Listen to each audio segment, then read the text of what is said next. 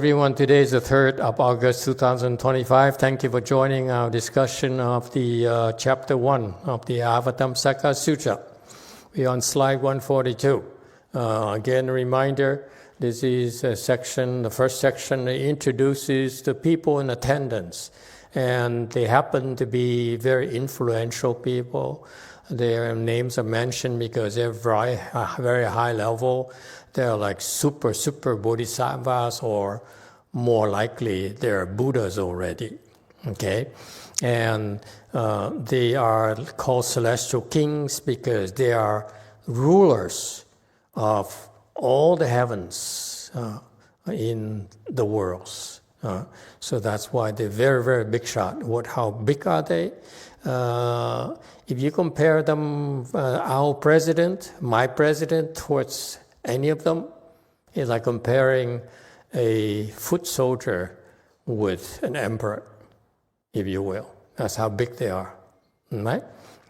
So we are in the Kumbhanda king. Kumbhanda are the winter melon ghosts. They seem to have no legs, and they sit on you when you sleep, and you can't move, you can't breathe. Occasionally, some people die because of it, because they forget to breathe. But typically, they're just troublemakers. They're really not harmful at all. Okay. Kumbhanda king eyes resembling flowers of boundless purity gain a passage into liberation of, revealing a treasury of irreversible great compassion. 无边净华眼鸠盘荼王得开示不退转大悲藏解脱门。 And commentary slide 143. This is so Mahayana. You know the nature of Kumbhanda are the troublemakers. They're supposed to harm us. And yet these Mahasattva, these great beings, they would manifest as a Kumbhanda ghost to rule over these troublemakers and help them, to teach them. See that? So on the surface, this Kumbhanda celestial king here is kind of a bad being, but actually it's not the way it appears. They appear. Okay. So this Kumbhanda king is known as the king. The eyes is resembling flowers, boundless purity. So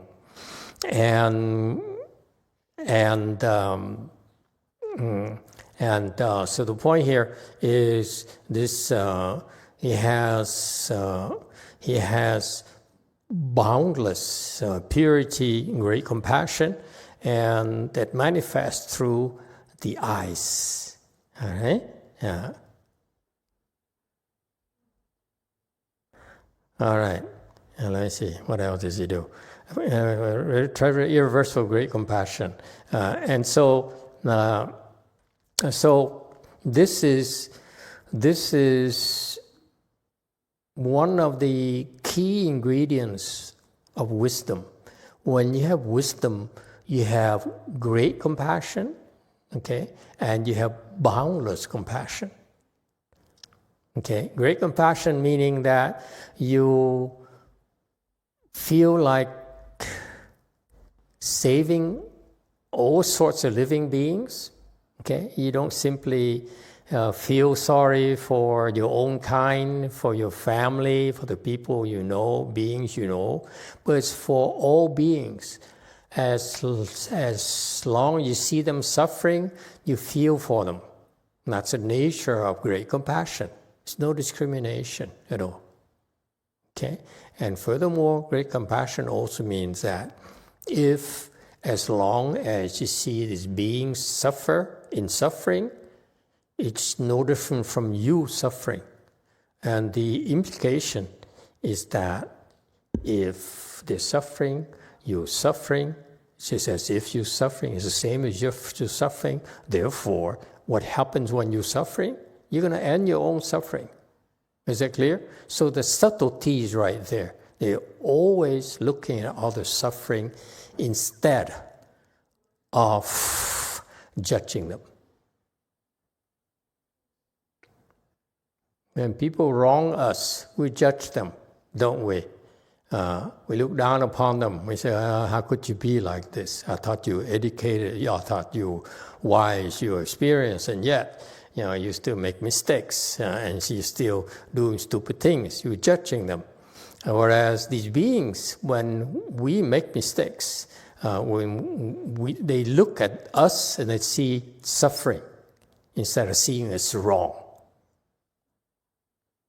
Can you see the difference? Ordinary people see right and wrong. These beings with great wisdom, they see the true nature of our suffering. And therefore, that's the nature of the compassion. If they see suffering, then they will naturally, automatically find ways to bring us relief. That's why it's called great compassion, no discrimination.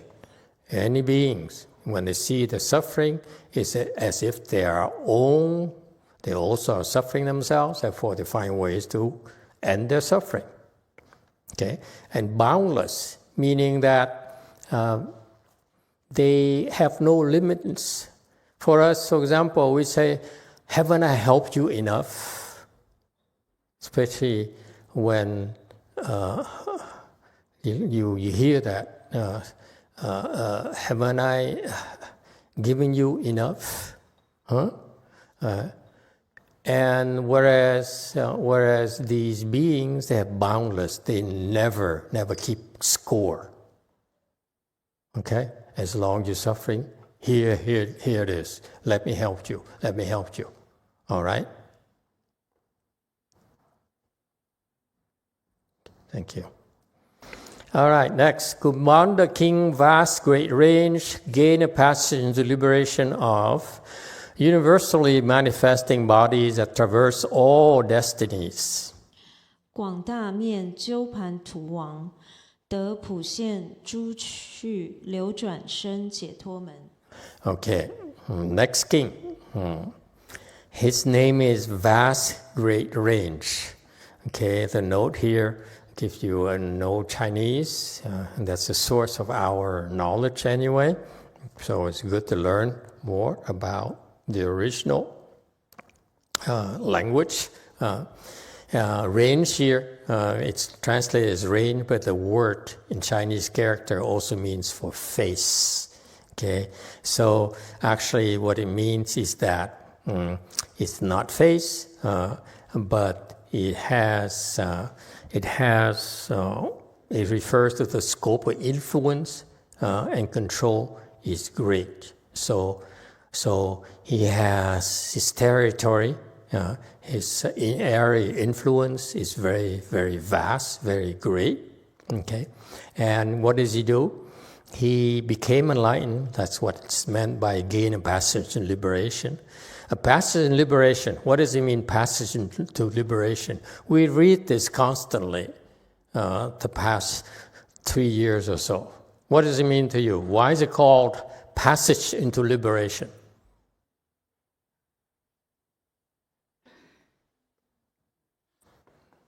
Okay, here we go again. Anyone awake? Yes, 5.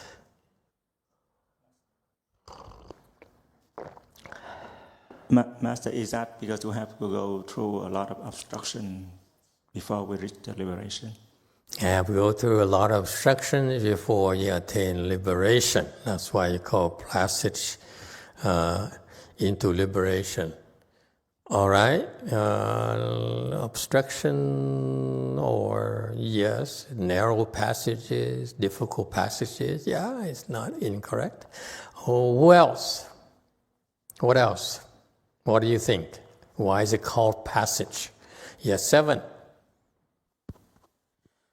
Thank you, Master. I think that to attain liberation can take many ways, and that's the way that they chose. And the way they chose. Very good. It's a passage. It's a pathway. Huh? Okay. Okay. 3.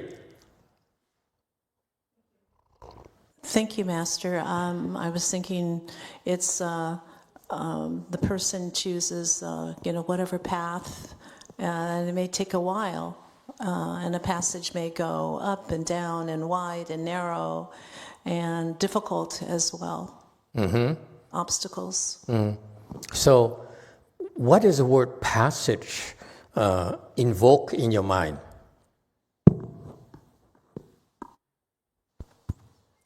Master, may I say? I think it invokes time. It takes time.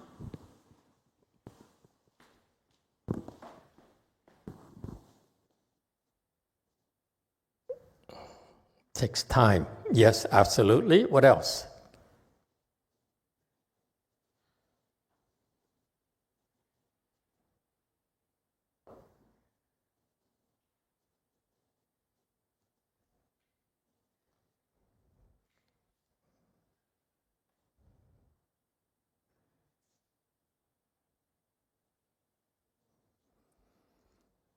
Anyone who speaks Chinese or Korean or Vietnam? Espanol, you as well. What does it mean? Look at the original Chinese text. DTT.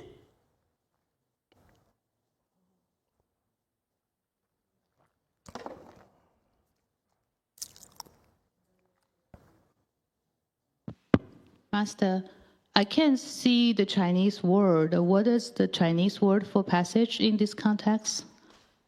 I can't see it from our screen, but to me, passage almost feel like it's little hidden.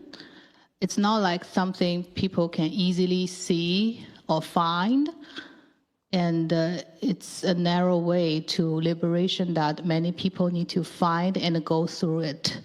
But I will be curious, what is the Chinese word? Because 解脱门.解脱门. 门. 门. 门 is not is passage? Okay. That's right. You could say passage, but it not necessarily passage. But it also has passage context as well. With the Chinese, this is the problem with English translation. The Chinese, original Chinese, actually is not necessarily passage. Okay, passage is one possible translation. It's funny, we've been using this terminology for the last 3 years, and I never questioned it until today. Must be the lunch. Yeah? Must have worked. Yes, sir, 7. What is that? What does it mean, sir? Master, is the Dhamma doors? Dhamma doors, absolutely. Is a Dhamma door a passage? Yeah, it is. But is it necessarily a passage? Could be a huge gate. Yeah? Could be a huge highway, a 10-lane highway, freeway. It's not necessarily a passage. You see, the problem with the translation, it messes up the original teaching. It sounds good. The passage into liberation, it really sounds good, but actually, it's exaggeration. It's Vietnamese mèo mò. You know what mèo mò means? What? Explain that to her. Yeah, Hung, explain to her what is mèo mò. It's like distorting it. Distorting it. Okay, has been distorted, like after plastic surgery. Just kidding. Okay, what is... When you translate Dhamma door into passage liberation, it's like plastic surgery. It has been mèo mò. It's been massaged, has been distorted. Okay? has been twisted. Myanmar is much richer in Vietnamese. It's difficult to translate into English for you. That's why I could think of is plastic surgery.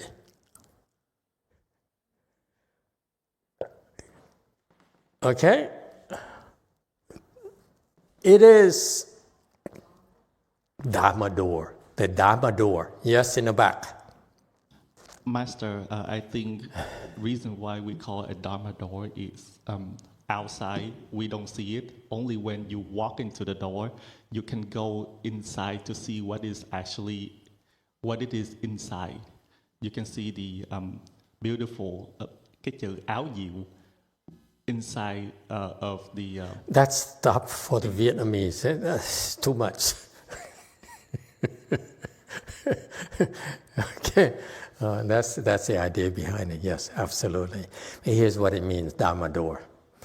Dharma door is basically an entrance. Okay, but the Buddhists, they use the word Dharma door because it sounds much more elegant and it has many more meaning than just not just an entrance. Okay, Dharma door refers to the entrance presented by the Dharma, by the Buddha Dharma. So the Buddha Dharma presents us with different entrances. So far, so good. So each teacher presents his own Dharma doors.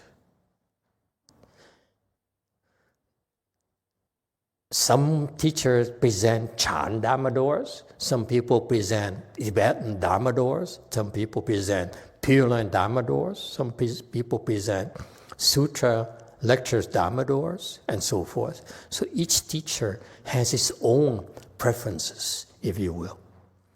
Typically dictated by, number one, his training, his expertise. Number two, the needs of the students. Just because you have expertise doesn't mean you need that, but you still need to be flexible enough to adapt it to your students' needs. Okay? But each teacher has his own limited range of Dharma doors. Okay? So for example, this Kumbhanda king, he became enlightened, basically, okay? Passage into liberation, okay? He gained the Dharma door liberation. The more accurate translation would be the liberation Dharma door of universally manifesting bodies that traverse all destinies. For all practical purposes, we should go back and change back all the translation, okay, that way, because it's much more accurate. Okay?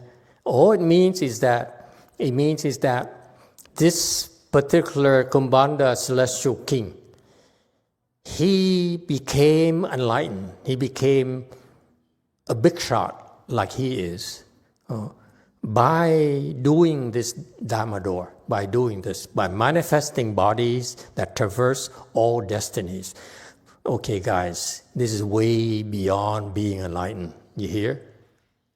You don't become a celestial king like him unless you manifest bodies that traverse all destinies. Do we understand each other? This is way beyond. I'm teaching you, you should ought to be enlightened. You should become 10th, fourth stage. It should become 6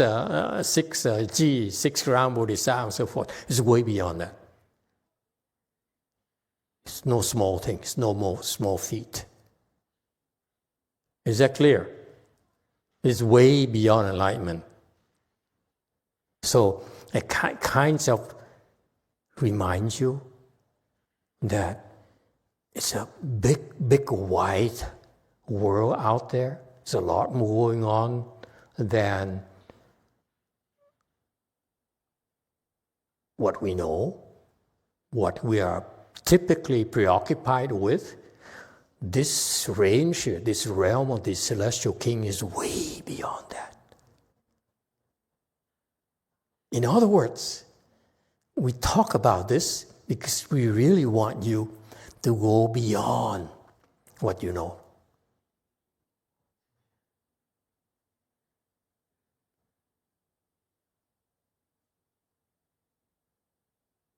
What does he mean? In other words, do not be limited by your what? Knowledge.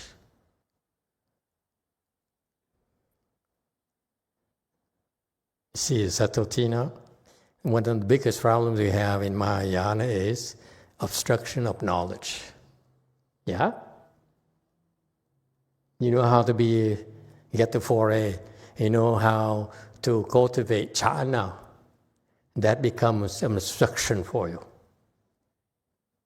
Okay? So we talk about when we train you, we cultivate together in this great assembly here. I will talk to you about enlightenment and so forth.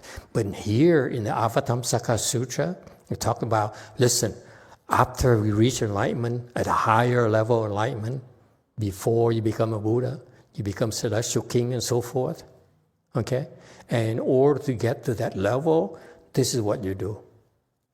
We're not talking about building temples. We're not talking about opening jewel flower Chan center in Seoul.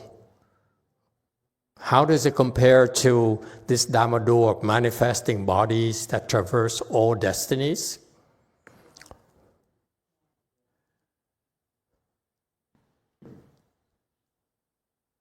It's no comparison. You see that? See the range of Mahayana that we are talking about? That's why it's designed to help you free you from what you know. Okay? Because what you know here is all we can afford to stuff your heads with right now. But at the same time, we need to remind you it's a lot more that we can't tell you yet. These people, that's what they do beyond what we teach you. So designed to tell you, hey, don't be so limited by what you know so far. Okay? There's a lot more about cultivation, a lot more to do than just what we taught you so far.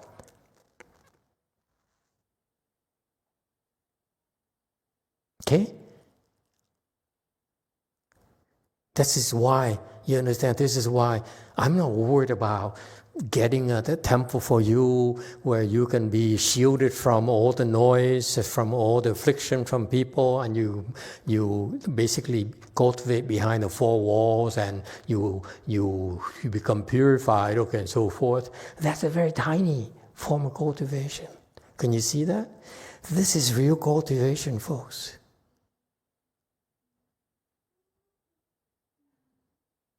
Do we understand each other?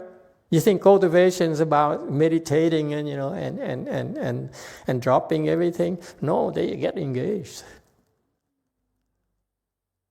And ultimately, this is what you need to do to become a Buddha.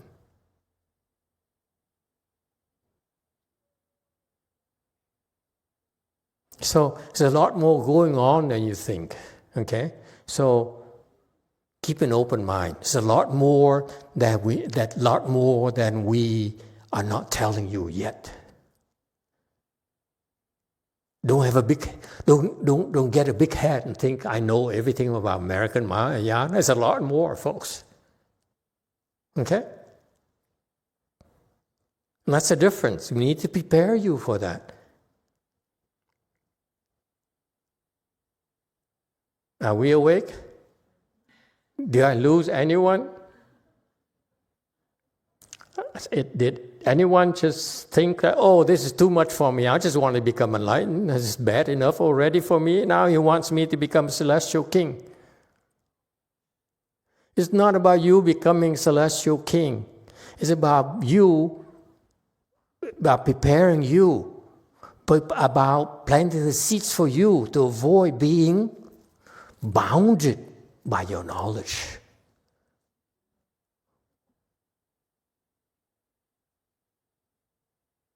Hello there. Is anybody home? Relax. I need to ask you a few questions first. Why does it hurt? All right, yes, 3. Thank you, Master. I was just thinking, so much of what we first learn when we start cultivating are really just the baby steps, it seems to me. Fundamentals. The fundamentals are really important. Yes. If we don't have the fundamentals, we can't do anything else. That's we right. could never get beyond. But it's way beyond fundamentals. Right. Okay? That's what's fascinating about cultivation. It's endless. You keep on going and going and going and never said, I have enough. I was thinking of... Nothing that your parents want you more and said, just be happy, get married, have lots of children, and that's success in life. That's true. Okay? No, it's a lot more than that. I was thinking about yesterday's lecture that you had us thinking in ways that was far beyond the basic steps we started with, let's put it that way. It was, making a leap, really. And it was exciting, but at the same time, it was like, well, this isn't really exactly what we first started studying. Without the foundation, it won't make sense. So you have to be strong in your foundation to make any kind of leap. Correct. Look, let's compare the instructions here. And Master Xinhua gave his disciples 50 years ago. This exactly happened about 50 years ago. When he first came to the U.S., he taught his disciples. One of the first things he did was to explain the Avatamsaka Sutra. And look at how complicated it was already. To someone who didn't know much about Buddha Dharma, and he talked about celestial kings, Kumbhanda ghosts, and so forth. You see, it's mind-boggling to these people already. It's not to you, right? But to them, it's mind-boggling. Okay? Now we're way beyond that. I explained to you, this is not actually not about enlightenment. Actually, the meaning of this is about a lot more than enlightenment. It's way beyond enlightenment, as is the goal of the people who practice Mahayana. We're talking about preparing for Buddhahood.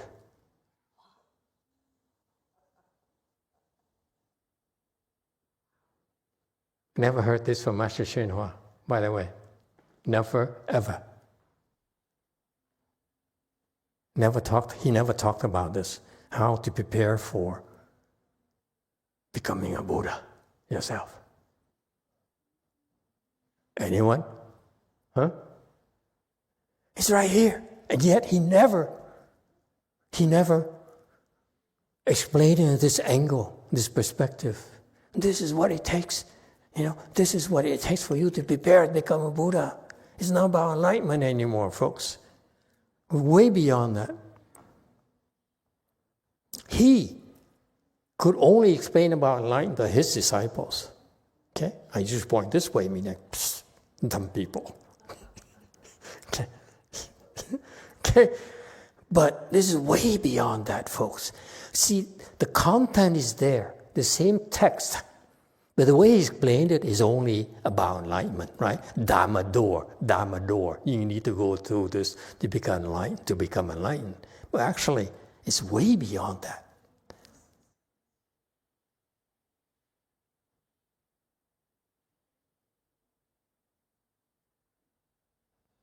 Questions? I'm checking to see how many people are present today, because I remember all the faces. 1, 2, 3, 4, 5, 6, 7, 8, 9, 10, 12. It takes tremendous amount of blessings to be able to hear this, folks. Who just walked in? Oh, that woman. Okay? And that man. It takes tremendous blessings. Listen, You two who just walked in there, his disciples followed him for 50 years. Never heard this. And they never will, because they reject me. They said, this guy is deviant. He talks about things my master did not talk about.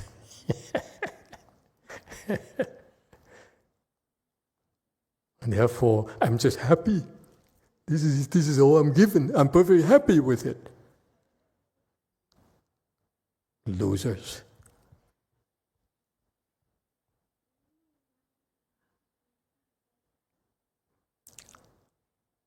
Go forth. Many of you are Master Hsuan disciples. What do you have to say to defend your master? Are you going to defend your master and be offended by that Master Yonghua criticizes your master for not teaching you? Go ahead. Big mouth.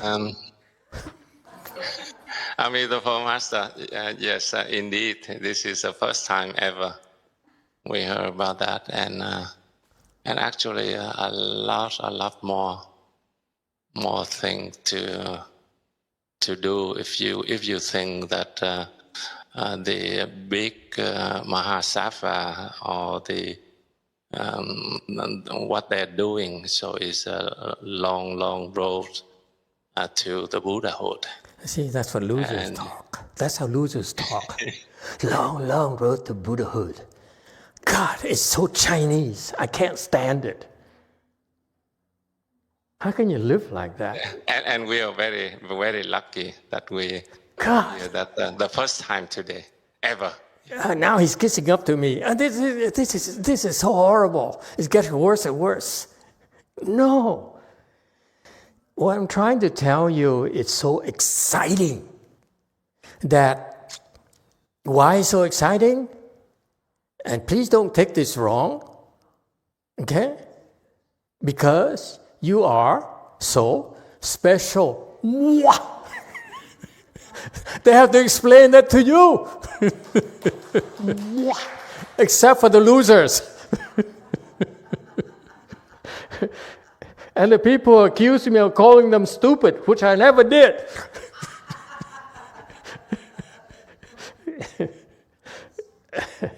I'll never forgive you for that. Anyway, you see that? It's because it must be explained to you.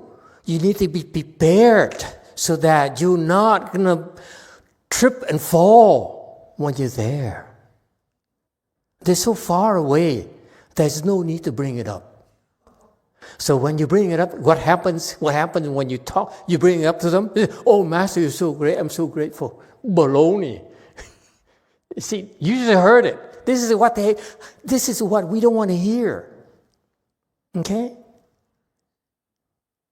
Because there's no need to say those things. Because if you really are special, you feel special, you say, of course I deserve it.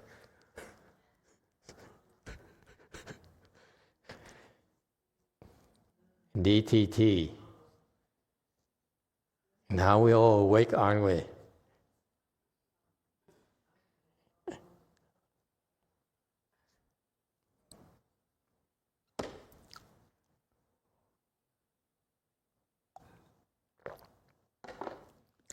Your own chant master. A Di Đà Phật, con nghĩ là Hòa Thượng Nhân Hóa là có dạy và Ngài rất là giỏi chứ không phải như mà mình tưởng. Mỗi ngày chúng ta tụng thập nguyện Phổ Hiền là cái đó là để tu để thành Phật đó.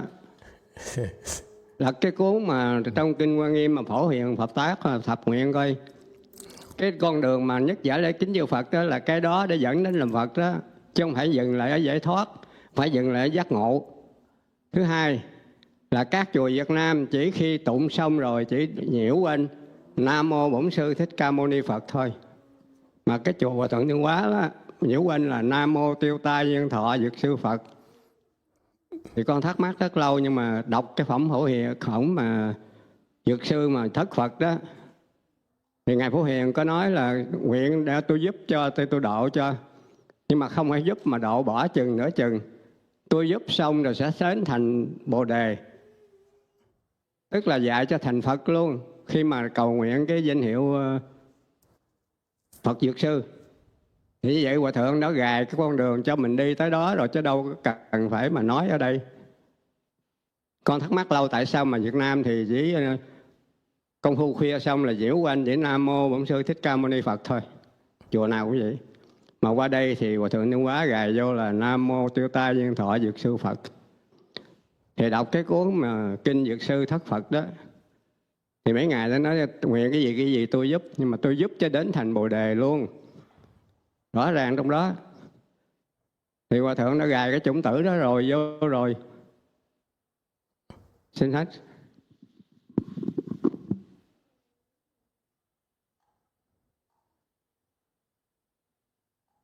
Amitabha Master, I think that Master Shenhua already taught us about those, not just only teach us about becoming enlightened. For example, in the 10 universal vow and conduct that we recite morning is for us to plant the seed to pave the way for us to become a Buddha. The first vow and conduct is to pay respect and venerate to all Buddhas, and that is not just only to attain liberation or enlightenment, but for us to become a Buddha, plant the seed for us to become a Buddha.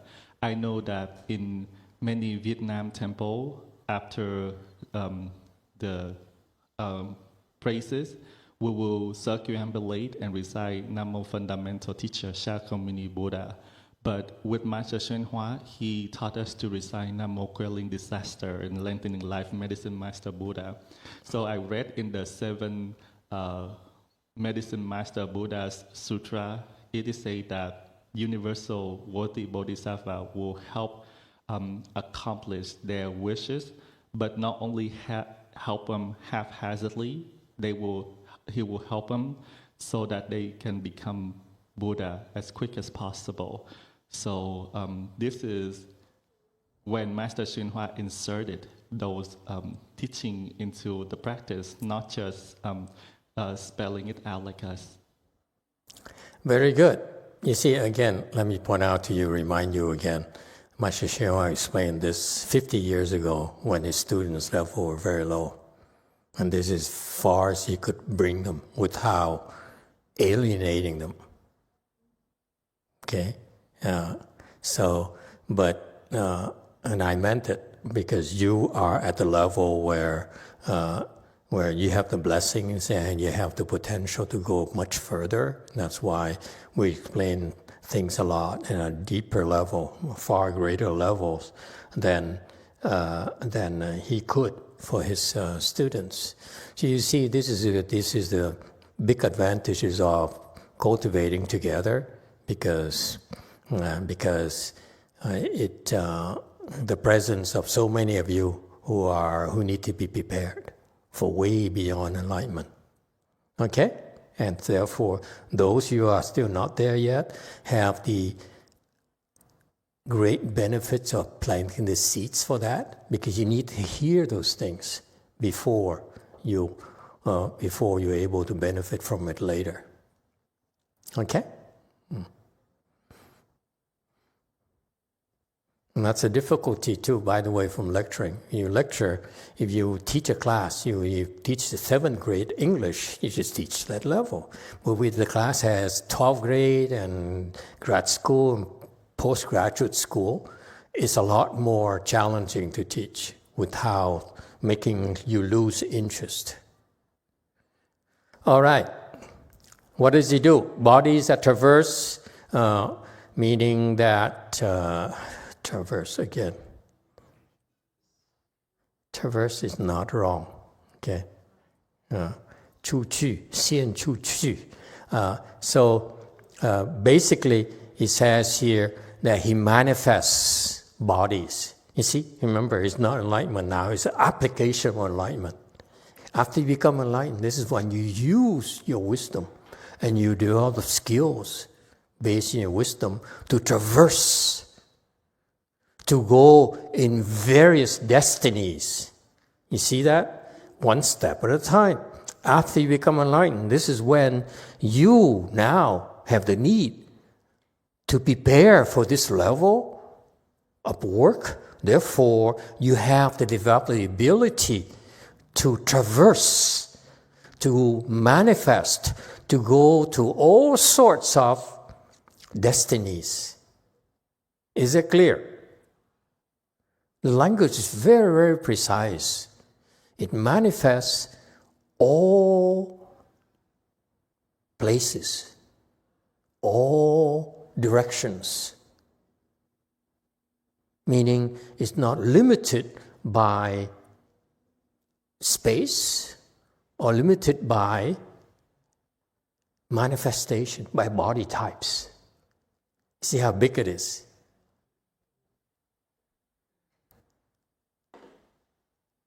Okay?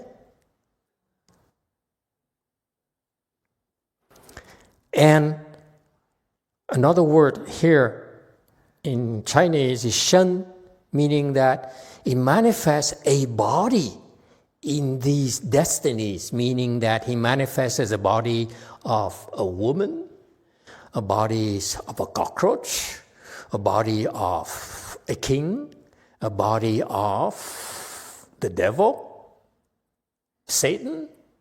See that? Isn't it beautiful? The language of Chinese, the original Chinese language is so precise. I will go in everywhere, all directions, manifesting as a body, any type of body. I need to save a woman, I manifest as a woman. I need to save a white man, I manifest as a white woman, I'm a white man. All those things. Okay?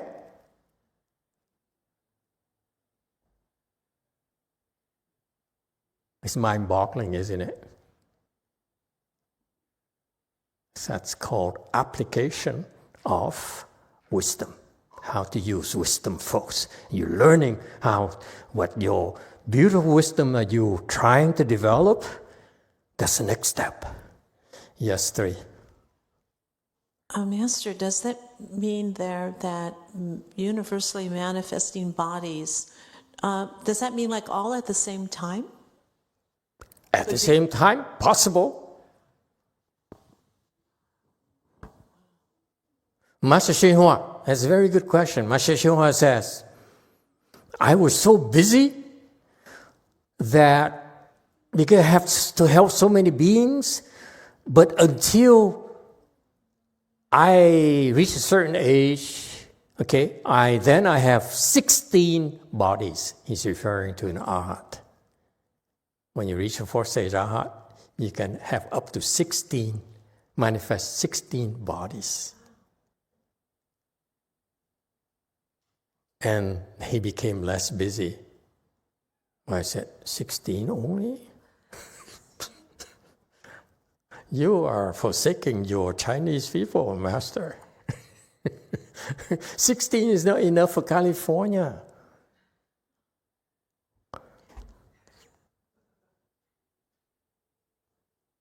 Okay, Koreans, I want you to be greedy. And the Americans don't believe me. All my hopes rest in K-Land. I want you guys to become enlightened and then shoot to have bodies that traverse all destinies. You hear? Yeah?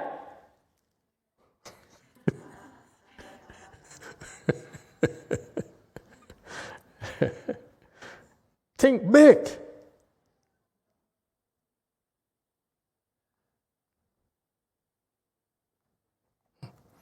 Okay.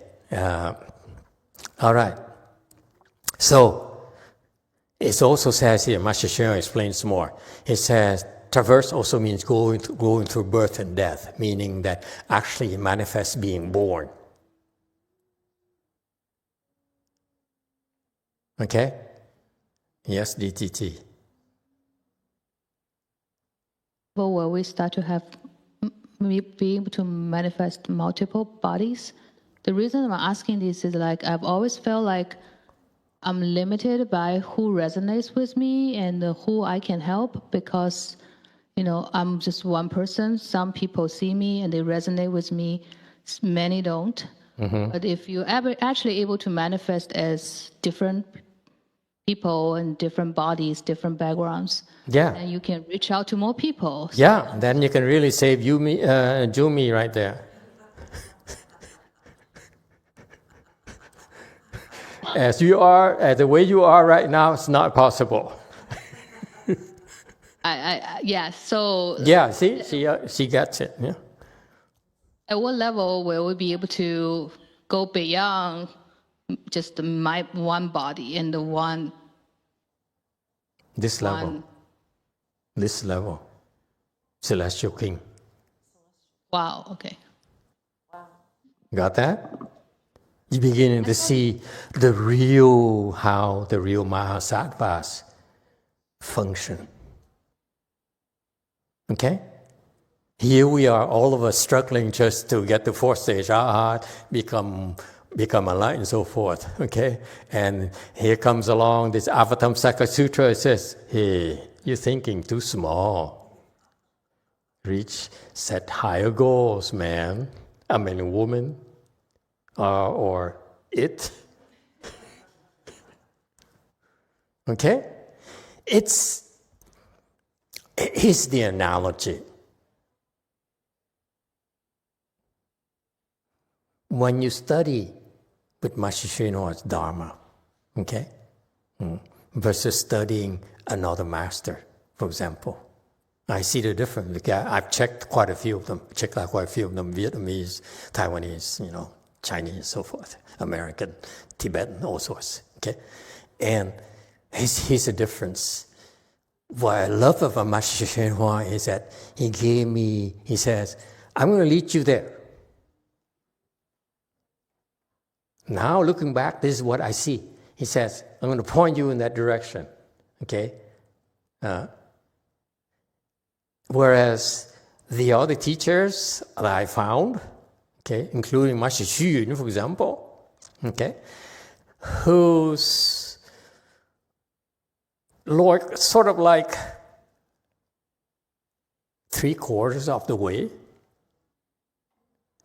He can only see 3/4 of the way, so he can only prepare you for the obstructions to get to 3/4 of the way. Does it make sense to you?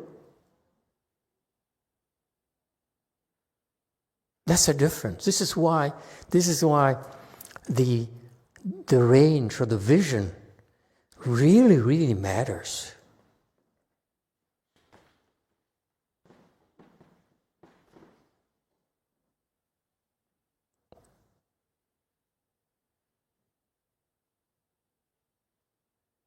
Of course, we discuss this only amongst ourselves. Who's going to buy into this? The Tibetan? It's sacrilegious to mention Dalai Lama in the same sentence as Master Hsuan, for example, to them. Okay? So, yeah, it doesn't matter. It's about you. It's not about me or Master Hsuan. It's about you. His job is to prepare us to go as far as possible. And again, this is why he explained this sutra here. We may not get it, but I'm trying to remind you that even though we don't get it, okay, mere fact you keep on talking every Sunday afternoon about entering this Dharma door liberation, okay, of so and so and so, actually it's preparing you to go beyond that already. I'm simply reminding you. Simply elaborate a little bit more for you, that's all. Okay? All right. So, they have many bodies, and not only do they have many bodies, they use their different bodies differently. For example, they could manifest as birth and death. They could go into your a woman's womb and stay there for 9 months and then be born and become, a crown prince like in India and so forth. That's what they do. Sounds familiar? Huh? That's what Buddhas do. Right? They're beginning to do that here already. You think it's the first time the Buddhas do that? No, they've been doing it here. Isn't that cool? Mind-boggling, huh? You think only Buddhas do that? No, Bodhisattva do that too. Master Shinwa do that too. Does it too. Did it too. He's still doing it too. Okay? From human path, he drifts into hungry ghosts. Hungry ghosts pass into the heavens. Huh? They go everywhere. What do you call that? Vacation.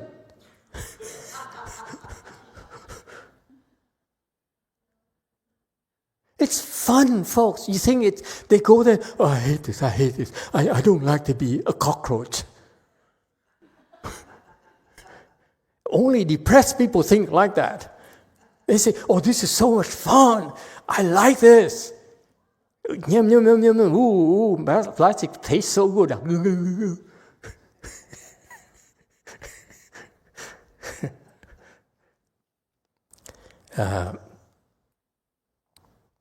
Okay, got that? Next, at that time, the Kumbhanda king growth and development received the Buddha's awesome spiritual power.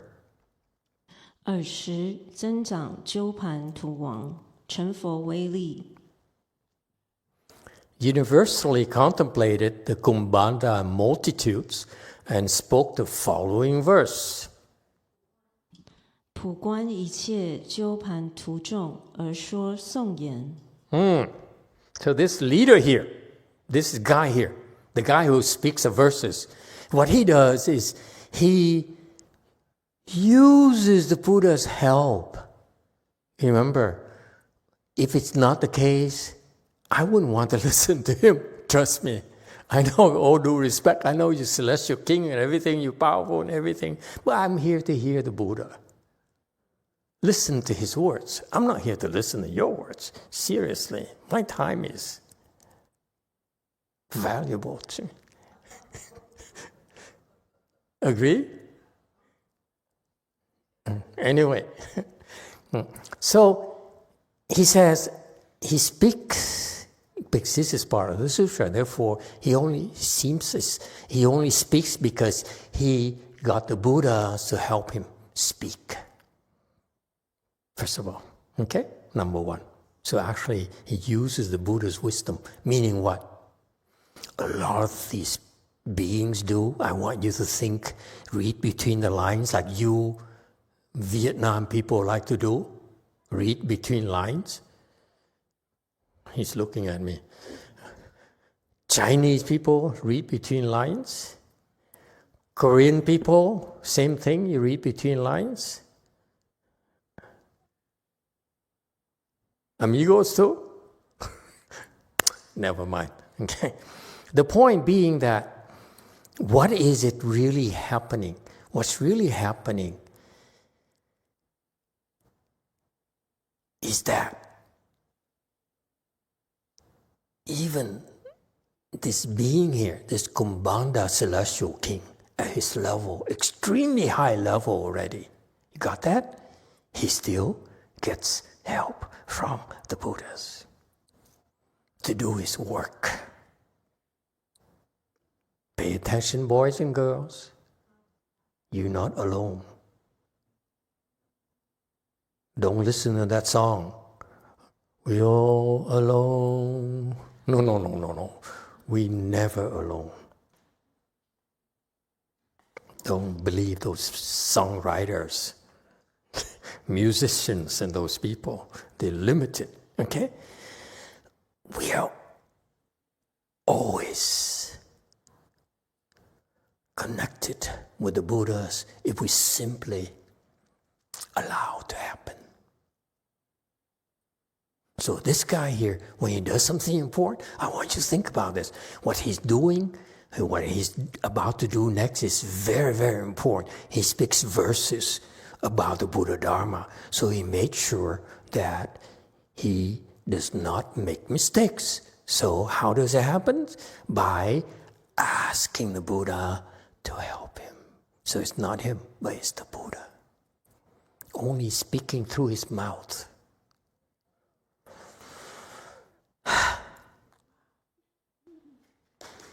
Those of you who've been criticizing masteryonghua as criticizing as being ungrateful and critical of your teacher, Master Hsuan, your idol, could I tell you, would you believe he's only speaking through my mouth?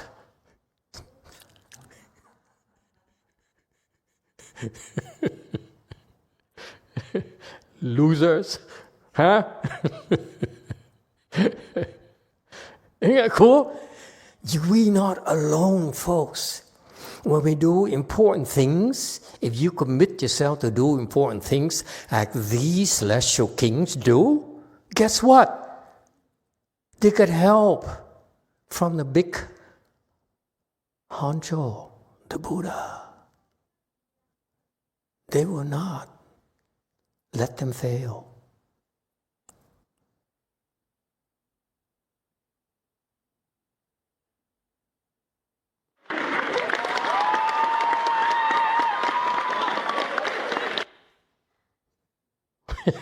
See, isn't it exciting?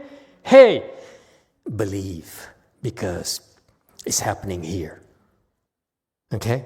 He says, I'm about to say something very important to benefit all living beings. Therefore, I better ask the Buddha to help me. Because I cannot help everyone. Buddhas can, I cannot. So Buddha will help everyone through me. Point being that, have a heart, believe, and you get help.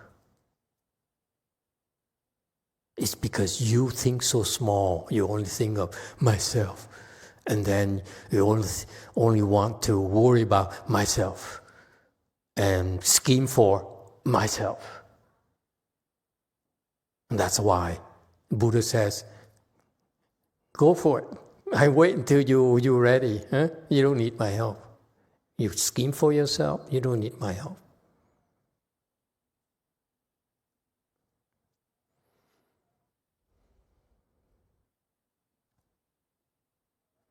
Questions, comments? Isn't it enough for Sunday afternoon? I mean, I just reveal this big secret, the state secret. You know, it's highly confidential. And you want more? Be reasonable, DTT.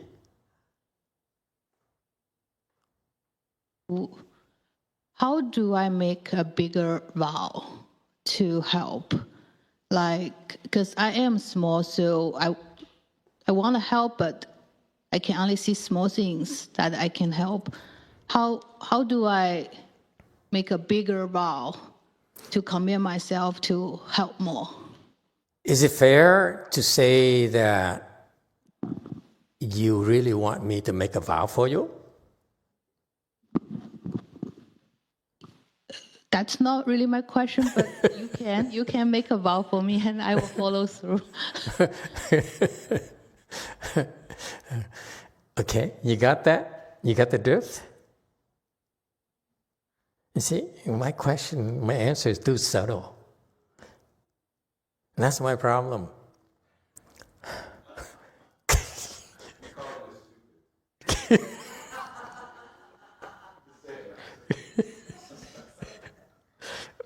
Good thing they couldn't hear you. Okay. It's okay.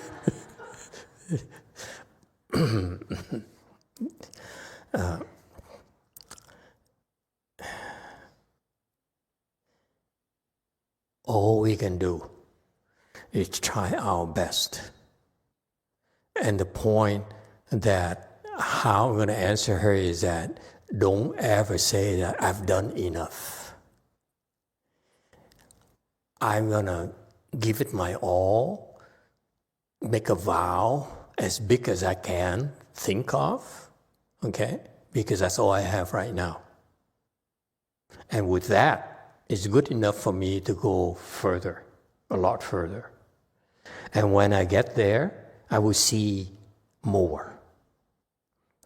That's all we can do. That's our limitations. But rest assured that along the way, they're watching us.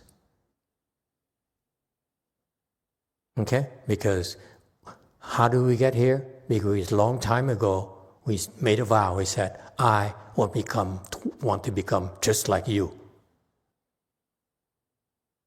The Buddhists remember. They say, I remember. You said that a zillion years ago, okay? I still remember. Okay? And so they quietly help us along. Believe. You just gotta believe!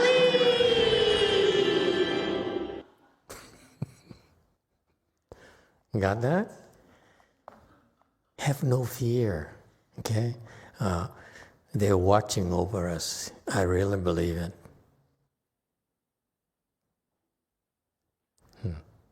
All right. So this king here, let me finish my point. This Kumbhanda king here, he got help from the Buddha to speak Dharma to us, okay? And furthermore, he never forgets this. It's very important. He never forgets that he needs to look at the people there, the beings there he needs to benefit from, okay? So that's why he contemplated the multitude of Kumbhanda. You never forget your mission.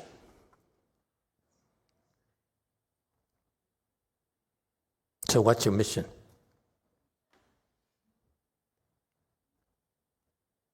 I'm asking you, troublemaker. 2, what's your mission? Oh, Master, I don't have a mission. That's too big. I'm here to be good. That's it.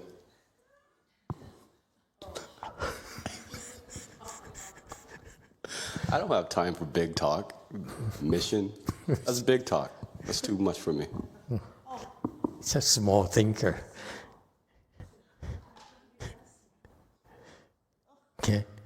The point here is that learn from this guy, Kumbhanda king, because he says he contemplated the multitudes of Kumbhanda ghosts. You there, he's there because he has to fulfill a mission. Got that? That's why you have to be clear about why you're there. What are you doing? What's your purpose in life? You cannot think small, like some people. It's too big for me. God, that's how losers speak. Okay? Yeah, I'm very humble. I think small. I only handle things I can handle. I don't want to oversell myself. Forget that. You have to think big. Okay? So this guy here, he has a mission. He says, I'm here. Okay? I will never forget why I'm here. I'm a celestial king for Kumbhandas. Therefore, when I speak Dharma, I need to take care of these people. You understand? It's because you showed up. That's why I have to speak Dharma for you. You showed up, that's why I have to speak Dharma for you. The people who don't show up, it's not my mission. I don't give a damn.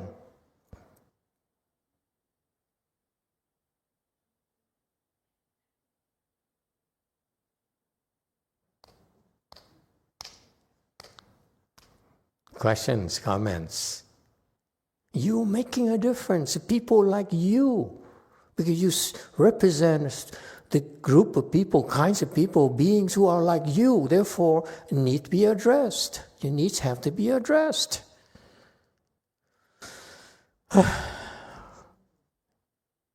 Hopeless. 150. The teacher of the world achieved the strength of patience and, for the sake of beings cultivated for measureless eons. 成就忍力是导师，唯物修行无量劫。Forever removed from the world's arrogance and delusion, his body therefore is most adorned and pure. 永离世間骄慢惑，是故其身最嚴淨。 How about this? I don't know why he's going to explain, but it catches me right here that the body is adorned and pure. Okay? Because he's not arrogant and he's not deluded. Okay? The lack of arrogance, okay, and a lack of delusion. This is very adorned. How's that? You want to be attractive, you want to be a sex symbol, not sex symbol, an idol, okay? How about don't be arrogant and don't be deluded? Okay? This is when you become adorned. Adorned is attractive, beautiful, appreciated, admired by a lot of people. Yeah?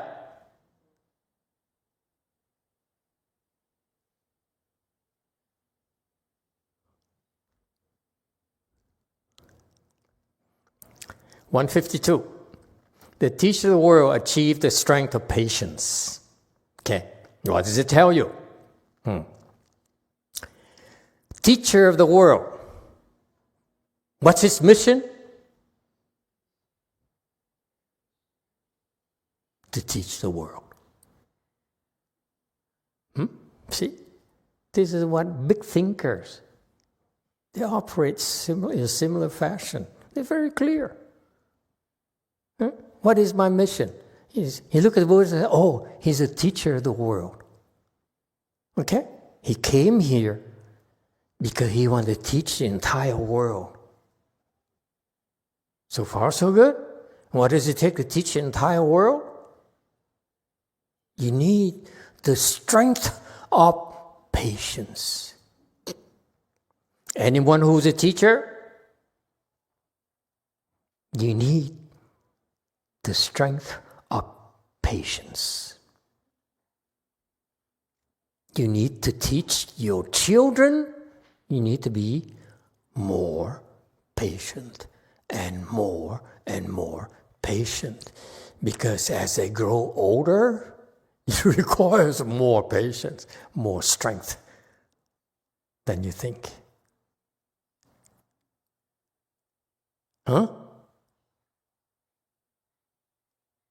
Children are easy to handle, relatively speaking. But the world, look at yourself.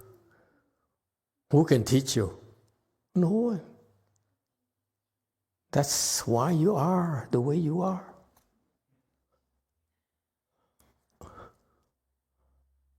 Without getting personal.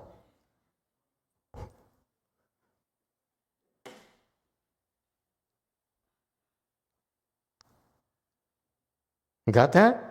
Get the drift? Go first person, non-stupid person? Yes, DTT. Master, to the previous slide about arrogance, I'm just always wonder how to be less arrogant, because I feel like, especially in the area that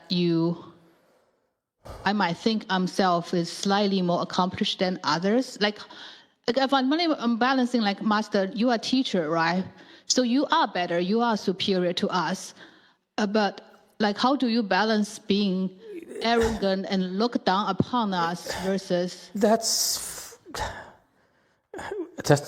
about me, you mean? I couldn't hear the rest of it. Like when you are really superior to us, but you are not arrogant, like how do you find that balance? You disguise it, that's all. You have no idea what you're talking about. It's like, it looks better when you disguise it.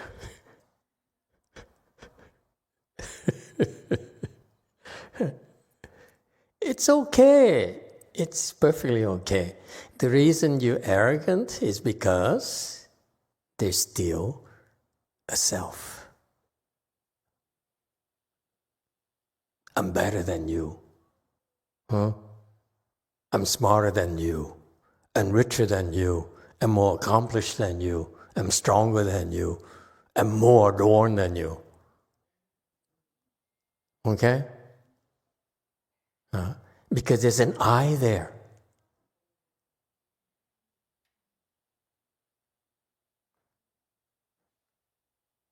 In our culture, we cultivate the I, you cultivate the ego. And this is why Mahayana Buddhism is very important. It helps you strike a balance. Yes, you go to school, you fortify your ego. You go to work, you strengthen your ego. That's natural. That's part of life. It's part of where we live. And this is why you need to have a balance, Mahayana balance, where, okay, if I go to work, I need to have the I there, because the I who gets promoted. It's the I who makes money, who brings home the bread for the family. That's important. You cannot say, for some people, I'm a very small thinker. I don't want to be unreasonable. Come on, man, be greedy, be big, be all you can be. Okay? Don't pretend to be modest. Come on, this is America. Yes, too. What do you have to say for yourself? Master, maybe something to do with my nature, but I find... Now he's going to get real personal. My Buddha nature, he says. No, not Buddha nature, Chang nature. Chang nature, it's Chinese nature, Chongqing nature. Good Lord. There's something, for me, even a contradiction sometimes when people say, Mahayana, Mahayana, Mahayana, and they talk all this big talk. Are you referring to me? No. I'm looking at the door window. Just spit it out, man.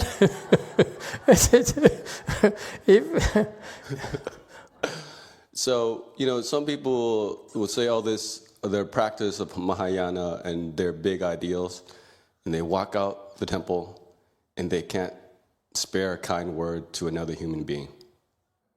All that Mahayana disappears as soon as they walk out the doors. What is the point of all that talk if you can't just spare a kind word? What's wrong with that statement? Yung! What's wrong with that statement? It's, metaphor is completely wrong. Because you're not supposed to look at the other, you should look at yourself. People business, you're not supposed to do that. This guy is sick. Let me spell it out. Jung is always so polite to these Vietnamese people. I can't stand it. You're judging. What's the matter with you? You're so manic. You're always judging. You're always judging others. It's so wrong. He's so wrong. She's so wrong. He's so Vietnamese. He's so Mahayana. He's always judging. Nonsense. Do the right thing. That's all. If people don't like it, they don't like it. It's none of your business. It's not your problem. You have to stop living in fear. Okay? Because like for Yumin, I can understand why she lives in fear, because she needs her Koreans to approve of her, accept her when she comes back to Korea, so that they let her eat and let her come near them. But here in the US, we don't have those constraints. Okay? We can be all we want to be, and we don't like it. Tough luck. I go to another temple. I find all the disciples. What do I care? There are plenty of losers. I mean, wonderful people. Got that? You have to stop worrying about what people say and do. Yes, I want you all to hear me carefully. There's nothing wrong with you doing your job, taking care of your family, taking care of the people. Very much like this Kumbhanda king here. And when he speaks Dharma, he says, how do I benefit my people? My Kumbhanda goes. That's perfectly okay. I need to benefit them. There's an I there. Yes, because I am responsible for them. There's nothing wrong with that. Okay? We need to do our jobs. You need to earn the bread to feed the kids, to pay your employee. Okay? To take care of your husband. I understand that. So, in order to do that, yes, you need to have the ego there, because it's the same language that the people who pay you understand. So perfectly normal, live normal, your normal life. There's nothing wrong with that. Make your silly music and whatever. Okay? It's normal. But when you cultivate, put it down. That's all. When you come to the temple door, just put it down. Put your ego down for a while. And let your true self emerge. And you like yourself better. Number one. Okay? Number two, when you come back to your regular life, you'll be happier. That's what happened to all of you. I'm not saying anything new to you. I'm just only verbalizing that happened to all of you, to her the last 20 years. You can be yourself once you're out of this door. Okay? Be yourself, live your life, because you have obligations to your family, to your friends. Just drop your ego when you hear. That's all. Have no fear.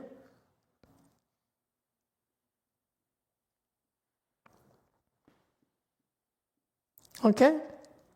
That's what in Buddhism we call what? The middle way. Okay? It has a balance. Simple terms for you is balance in life. You have obligations. What kind of cultivation you learn about? I have no ego. I'm this world is not real. So you go home, look at your kid and say, who's hungry? Said, hunger is empty. It's not real. Kid, wake up. Seriously? What's the matter with you? We never taught you that, for God's sake.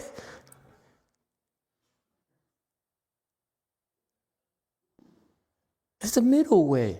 I'm teaching you about the middle way in practice, okay? Live your normal life. Enjoy yourself. Go drink and play, whatever. I'm not as crazy as masteryonghua. He said, don't even look at your wife the wrong way.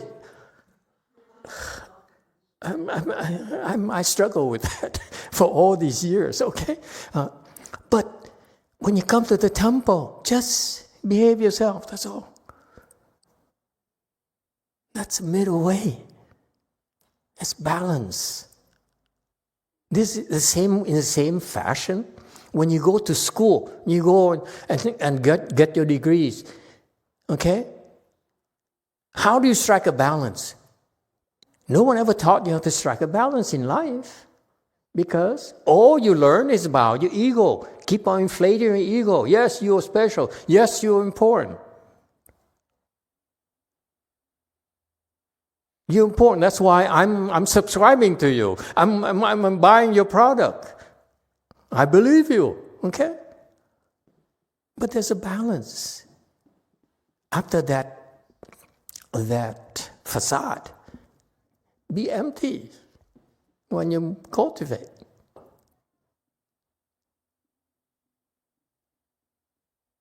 That's the middle way. That's the beginning of the middle way. Let me clarify it for you. Okay? You get the best of both worlds. Nothing wrong with it.